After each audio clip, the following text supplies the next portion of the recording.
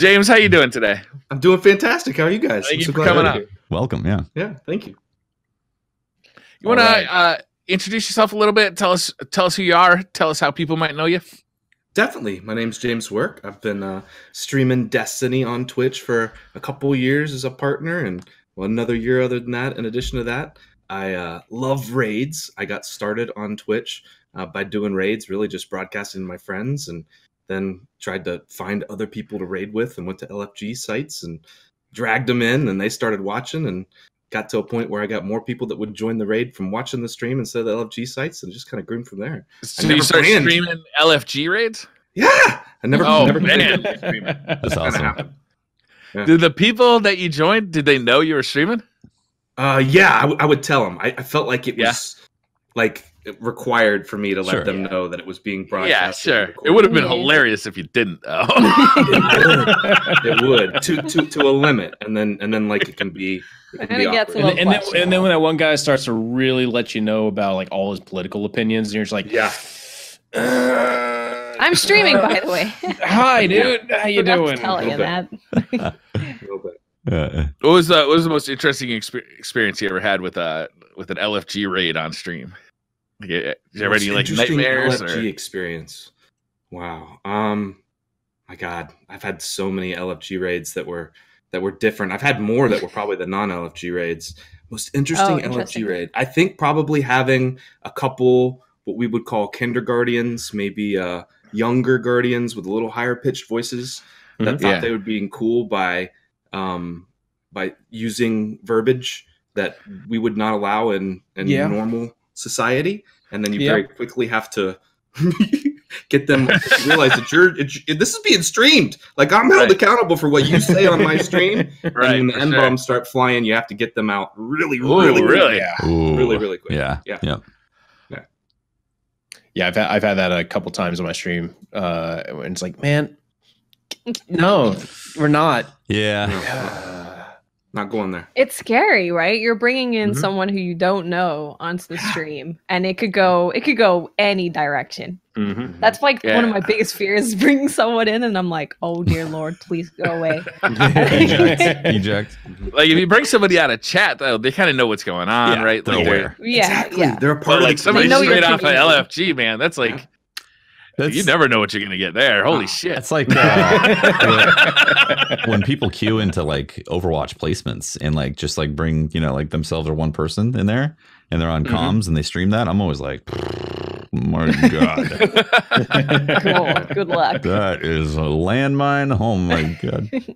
Yeah. Is Overwatch where the Call of Duty community went to? Yeah, kind of. Maybe. Is it? Is that why it's so awful and terrible? Radio shows, they at least have like the bleep button, right? They've got that little bit of delay built in. I don't know if there's any streamers that do that, but we absolutely should, right? Probably should, right? Not be broadcasted. That would be brilliant. It wouldn't have to be long. It'd only have to be like a second and a half or 2 seconds or something. Yeah. Exactly. But we tend to do the opposite. Like, we want to get, like, if we're 8 seconds delayed, we're thinking, we can't interact with chat well enough. We want to go in the beta test and be a second and a half so we can respond faster. And I can't respond that quick anyway.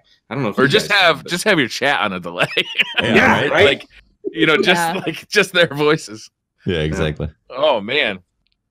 So you started doing raids with LFGs, and like you've steadily been climbing up the directory. How's that been? You're like well known as a Sherpa now. Yeah, and it's surreal. And also, can you give like a time frame? I'm always curious about time frames on this stuff. Like, also, like D1 at what point, or was it before D1? All that, like how was the origins and what timeline was it?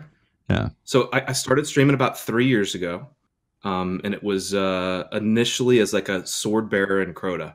And so I'd go on the LFG sites and I'd say, okay, I can sword bear. And they'd bring me in, and I would take them through like a one phase triple down. No, I don't need the distraction bubble. I'm good. I go up there with the Max and Viz Hunter, and I drop the sword and melee to go in Viz, and pick it back up again, and get him the second round. I'd sword swipe a little away, come back across, drop him the third time, and they'd look at me like, "You're nuts. You can't do this." Oh yeah, watch me. And I do that all day long. It's that's awesome. And here's the best part.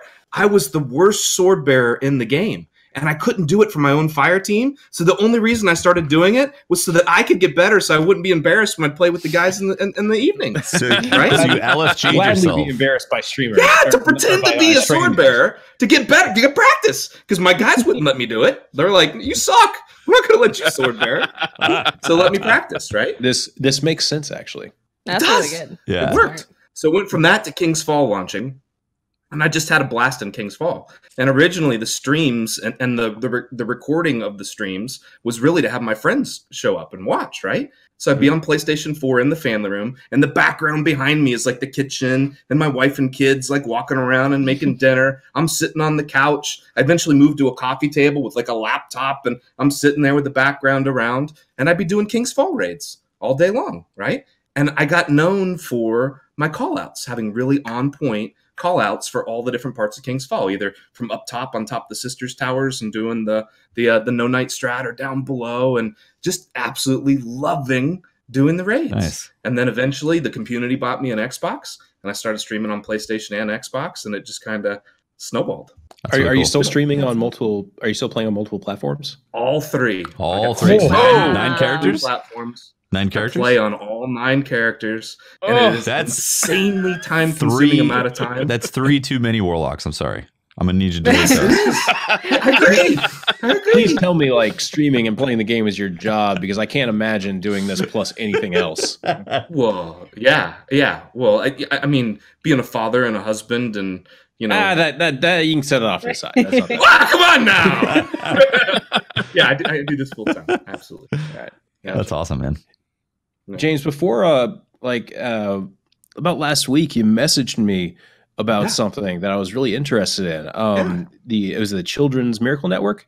It is. Yeah. Nice. You want to talk about that a little bit? I'd love to. I'm so excited about this. I and a lot of the people that I'm friends with have done a lot of charity functions for St. Jude's and for Make-A-Wish and so many. I can remember one of my favorite memories with St. Jude's was doing a King's Fall with my daughter, who's not a gamer, and we raised over $20,000 in one night. That's amazing. She's playing with the Dames of Destiny. I'm sitting beside her, coaching her. She makes it to the basketball court in King's Fall, goes through the whole thing, doesn't know how to jump. We're teaching her how to jump to make it to the basketball court, the whole thing. And at the end, the Dames invite her to be a Dames, an honorary Dames of Destiny. Oh, nice. That's really cool. That's amazing.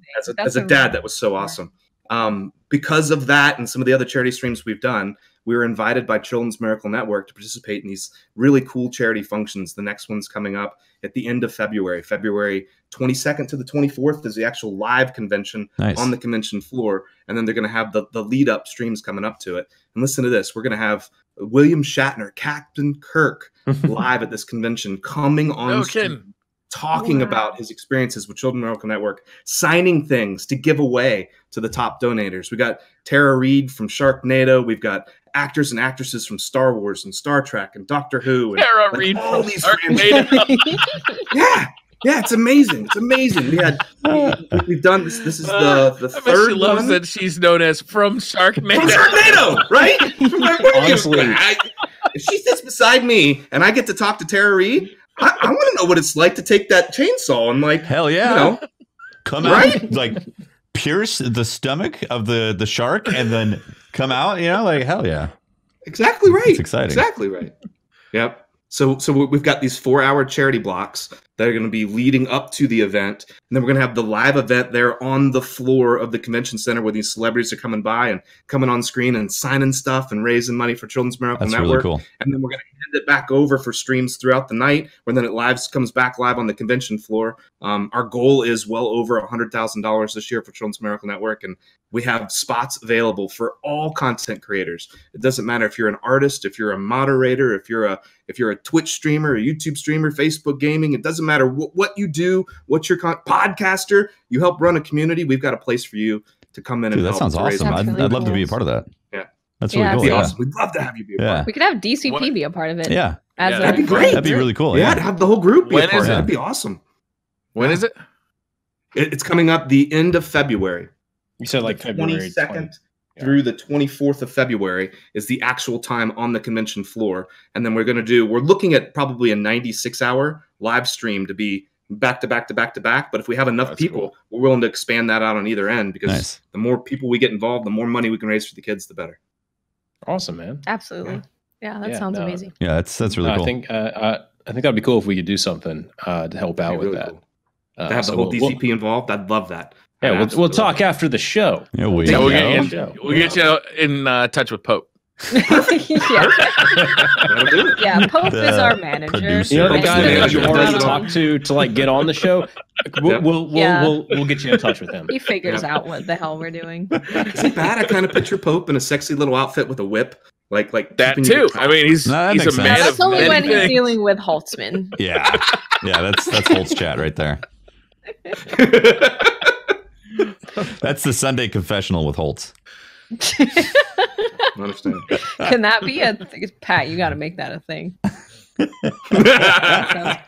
that an emote? I don't like any. I don't like any direction that this is going, by the way. Yeah, you get it. You get a whip master? emote. You can whip crawdads. You can whip many things.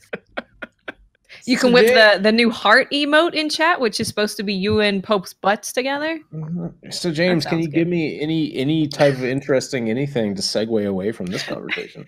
I don't know. I mean, we could talk about 15 pounds of crawfish and how many can actually let's just not. Interesting. We can get your opinion on the 15 pounds of crawfish. That's overdone at this point. I feel like we need to move on from that meme, you know. Because I mean, I've got the bowl of crawfish right over here. I can start eating them now, so we can just see. You have 15 pounds of crawfish on you. I will be impressed. Please do. And please share. I just want to know how much, like, physically 15 pounds looks like. If you got 15 pounds of cooked crawfish served. Oh, okay. Like an actual good estimate. You know, like when you go to the grocery store and there's like a burlap sack of potatoes. Yeah. About one of those filled with crawfish. That's a lot, man. That's bigger than a human stomach. That's just a ton of cooked crawdads. That's a make yourself ill. Oh my god, I don't want to eat crawdads ever again. It's not quite a ton. It's 15 pounds. Yeah, I'm sorry. You know, yeah. Factually, 15 pounds of cooked crawdads. My god.